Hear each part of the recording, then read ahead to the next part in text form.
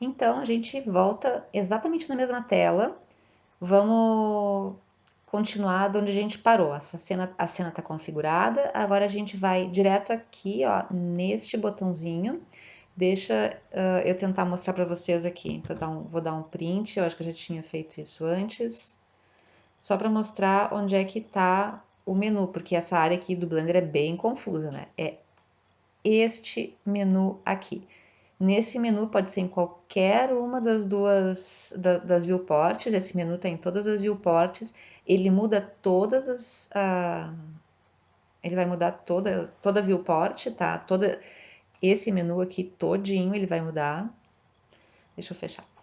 Então, a gente vai nesse menuzinho aqui e vai para o Shader Editor. Então, a gente está numa viewport no Object... Opa, desculpa, a gente está numa viewport aqui na viewport 3D, esse é tipo o editor que a gente está usando, e aqui a gente está no Shader Editor. No Shader Editor, a gente edita os shaders, que são os materiais. Então, até em português, tá? Vocês vão ouvir o pessoal falando de shader, tá? Ninguém fala em materiais, mas enfim. O que vocês vão fazer aqui? Vocês vão selecionar o objeto que vocês querem aplicar um shader, que vocês querem aplicar um material, e vocês vão clicar em New aqui ou aqui. Deixa eu fazer outro print.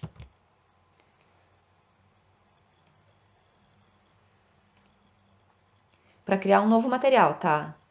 Um objeto selecionado, no caso a Suzane, tá vendo que ela tá toda em laranja aqui, então. Nesse botão, no Shader Editor, ou... Ai, que bom, tá bem em cima do... Ou aqui, onde diz Material Properties. Combinado? Qualquer um dos dois. Então, vamos fazer por aqui. A gente criou um material novo. Vamos aqui no Material Properties para a gente ver as configurações dele. Então, a gente pode mudar o nome aqui ou aqui, tá? Vamos colocar esse aqui, vai ser o Principled. E esse... Ah, escrevi errado. E esse é o shader mais importante do Blender, tá? Esse é o shader mais... é um shader que não tinha nas versões anteriores do Blender, como eu falei para vocês, acho que no vídeo de introdução, né, dessas aulas todas.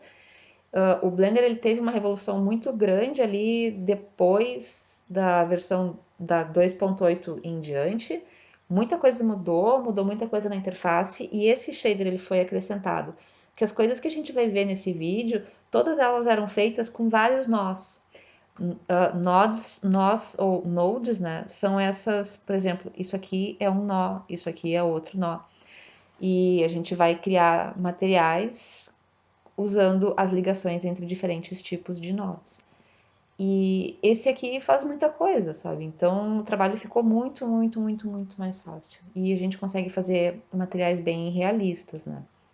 Então, o que a gente tinha feito até agora, ali naquele exercício anterior da cadeira Red and Blue, sabe? A gente só tinha colocado uma base color, que aqui é a propriedade diffuse, que é a propriedade da cor do objeto. Então, aqui vamos colocar a nossa Suzane azul.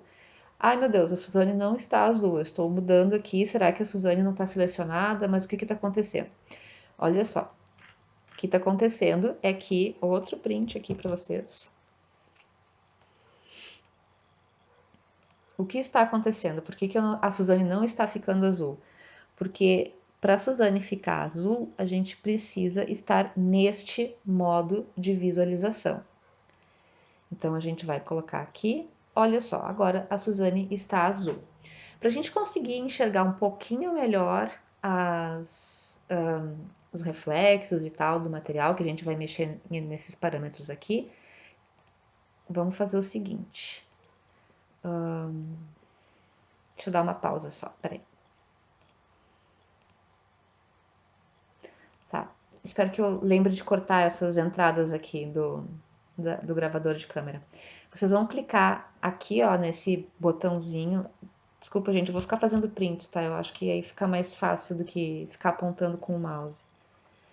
Então, vocês vão clicar neste botãozinho aqui, viu?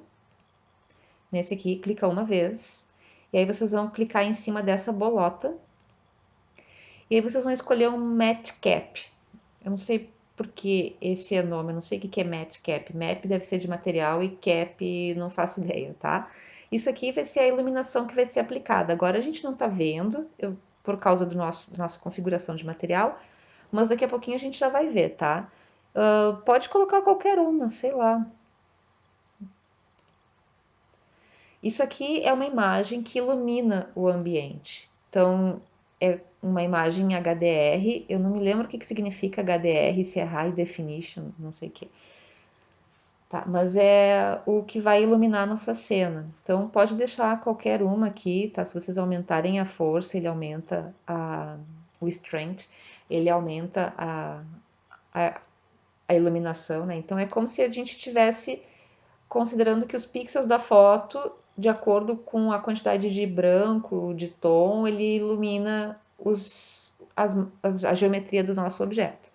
Tá? Ela interage com esses parâmetros aqui do material, que é uma coisa louco, assim, alienígena, esse software. Tá? Bom, vamos começar então.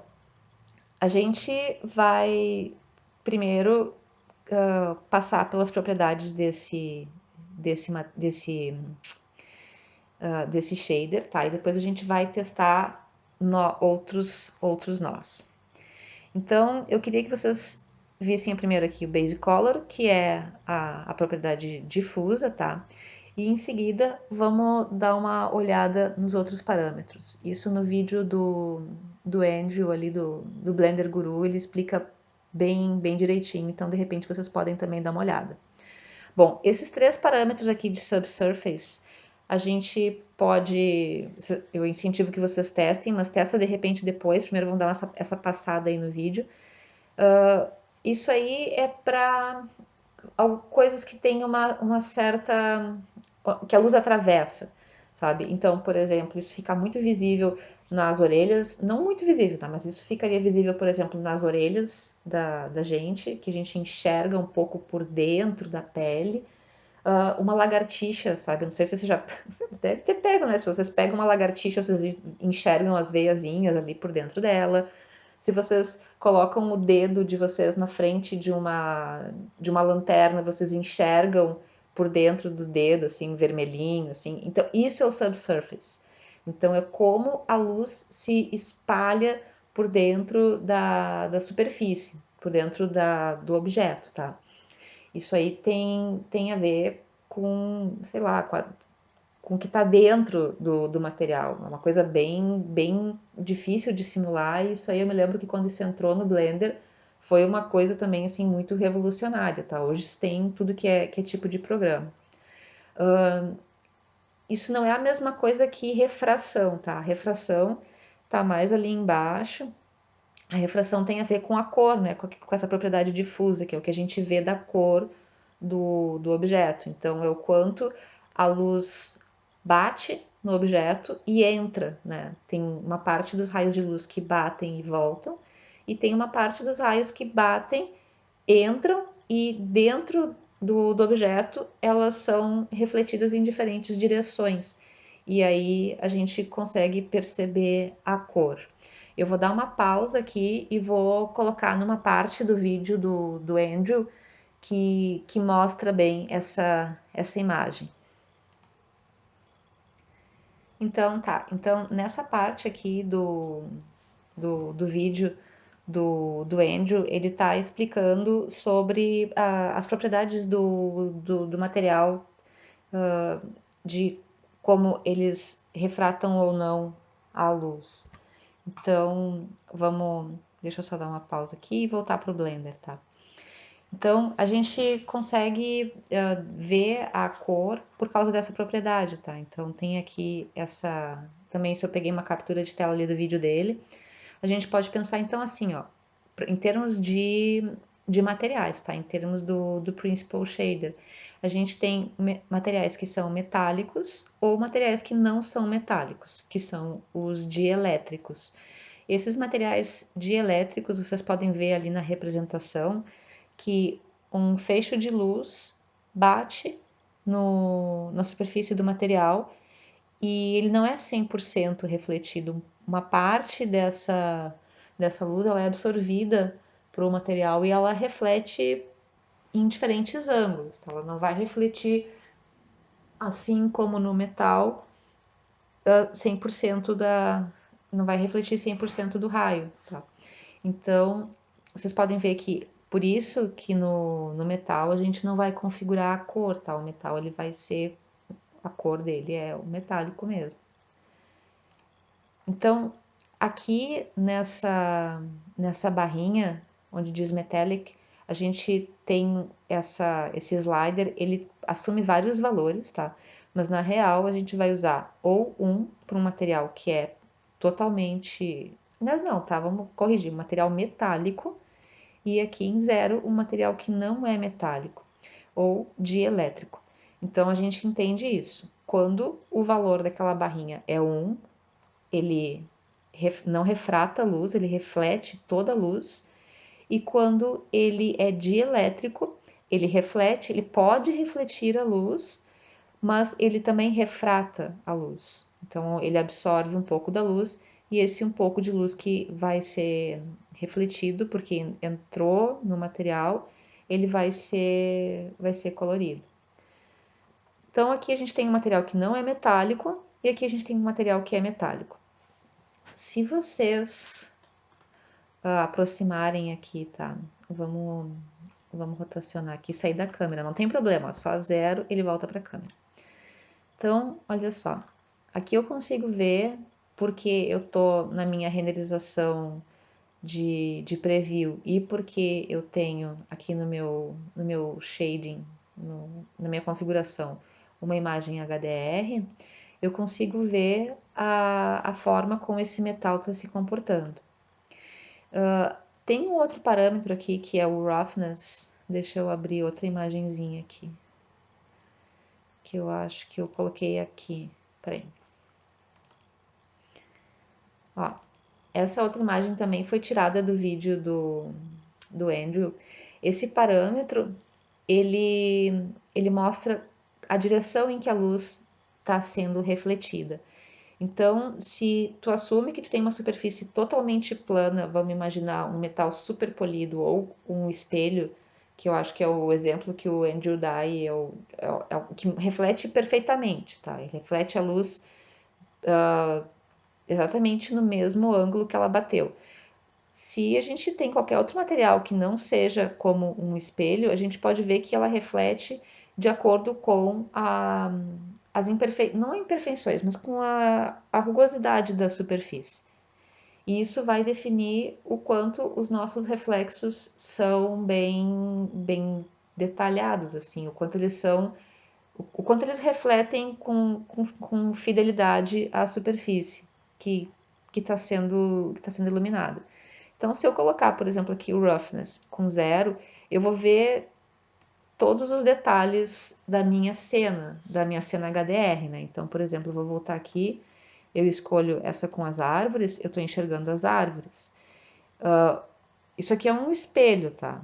É como se comportaria com um espelho, só que como a Suzane é curva, a gente não enxerga exatamente as imagens. Se vocês colocarem um plano, vamos colocar assim, ó, vamos selecionar esse plano e vamos colocar como material aqui o principal. A gente está enxergando, tá muito esquisito, né? Mas a gente está enxergando bem direitinho as árvores, porque o plano não tem nenhuma curvatura, tá? Eu vou tirar esse negócio daqui e vou selecionar a Suzane de novo. Então, tem que ver o quanto a superfície tem essas imperfeições, né, essas rugosidades. Se vocês colocarem o roughness para 1, ele pode ser metálico, não interessa, ele já não reflete as coisas mais, porque a luz, ela não reflete os objetos que estão ao redor, porque agora a gente tem uma superfície muito irregular e a gente não tem o desenho, né, do que está no ambiente. Então, eu não sei se algum objeto que tenha roughness igual a 1, 100%, mas a gente normalmente vai ter alguma coisa no meio termo ali, né? Bom, eu pulei o especular e o specular tint, porque também isso tem no vídeo do Andrew, tá? Para os objetos que têm um índice de refração, esse IOR, perto de 1.5, que é uma faixa grande de objetos, a gente não precisa regular esse specular. O specular é o desenho da luz. Eu vou mexer aqui, tá? Tá em 0,5. Eu vou colocar aqui em 0. Ele vai mexer no contraste do brilho, tá? Então, se eu for colocando aqui, por exemplo, em 1, eu tenho um contraste menor do que se eu colocar em 0. Então, é tipo aquele pontinho branco de brilho de uma esfera, tá? Não é uma coisa que a gente vai mexer em roughness. Então, se vocês querem, vou botar 0,5 de novo. Só um pouquinho. Tô me atrapalhando aqui. Nossa.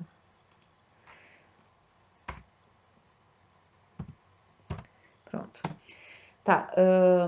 Então, a gente não vai mexer no specular, nem no specular tint. A gente, quando quiser mexer no brilho, enquanto a gente como é que a gente vai regular o brilho, a gente vai mexer no roughness, tá bom? Deixa eu fazer aqui outra pausa. Vou fazer uma busca por índice de refração para mostrar para vocês alguns valores, tá? Porque 1,5 é uma coisa que vai servir para vários valores. Dá uma pausa aqui. Então, eu só coloquei ali no Google mesmo IOR Table de Index of Refraction e vocês podem ver assim aqui 1,5, né? Tá bom aqui para a maioria das coisas. Então, se vocês forem fazer alguma coisa de cobre, por exemplo, talvez vocês queiram colocar 2,4. Se vocês forem fazer, sei lá, um diamante, um cristal, aí sim, tá. Aí dá para regular o IOR e aí o IOR e aí de repente ajustar o brilho ali, o specular. Mas tudo isso a gente pode encontrar tabelado, tá? Então não vê que ele 1,5 vai dar bem para a maioria das coisas, tá vendo? Então é aquilo assim, nesses aqui não precisa mexer, tá? No specular e no specular tint não precisa mexer. Anisotropic é. Deixa eu fazer outra pausa, deixa eu ver se eu encontro outra figurinha. Pronto. Então, o que é essa propriedade, tá? É uma característica da reflexão em superfícies metálicas. Eu não vou saber descrever isso em termos de ciência dos materiais, porque eu passo muito longe, assim, de ter conhecimento nessa área. Mas elas é um reflexo meio circular, meio, sei lá, espiralado que tem. Então dá para ver aqui em panelas de metal, sabe? Como fica no fundo delas, assim. Isso é a anisotropia, uma forma de reflexo que não parece, assim, refletir a direção onde a luz vem. Então parece que uma forma de estrela, assim. Parece que tem uma distorção ali no material. Então, isso vocês também vão controlar aqui nessas barrinhas. Outra coisa que vocês podem querer fazer é usar transmission. Transmission vai ser para a gente ter um material de vidro, tá? Então, a gente vai ter um material que, a princípio, né, não vai ser metálico. Deixa eu colocar ele mais claro aqui um pouquinho. E o roughness, eu acho que a gente pode ter deixar um material bem, tipo, como seria quase uma superfície não metálica totalmente reflexiva, né? E aqui a gente pode mexer em transmission e a gente vai ver bem direitinho o efeito. No fim eu disse que ia deixar bem claro e não deixei aqui. Então, olha só, se eu colocar transmission 100%, a gente vai ter um objeto que. Isso aqui que vocês estão vendo verde é o reflexo do ambiente, tá? É como se fosse um macaco de vidro, assim. Se vocês mexem em Transmission Roughness, que é a mesma coisa que aqui em cima, vocês vão ver que a gente vai ficando com uns reflexos um pouco menos definidos. Então, aqui a gente vai definindo a transparência do material. Vamos deixar mais ou menos na metade. A gente tem um material ainda que é transparente, tá? É vítreo, mas não totalmente, agora ele é translúcido, tá? Então, acho que a gente pode começar por aí. A gente já tem ali uma base sobre, sobre os materiais.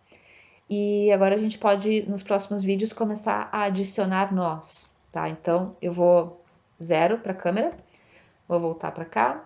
E daqui eu vou começar criando materiais, vou começar mexendo nesse material aqui no Principle, faltou um R aqui, e adicionando outros nós, para a gente aprender um pouquinho mais aqui sobre esse editor de shaders. Vou salvar esse arquivo e vou parar esse vídeo aqui.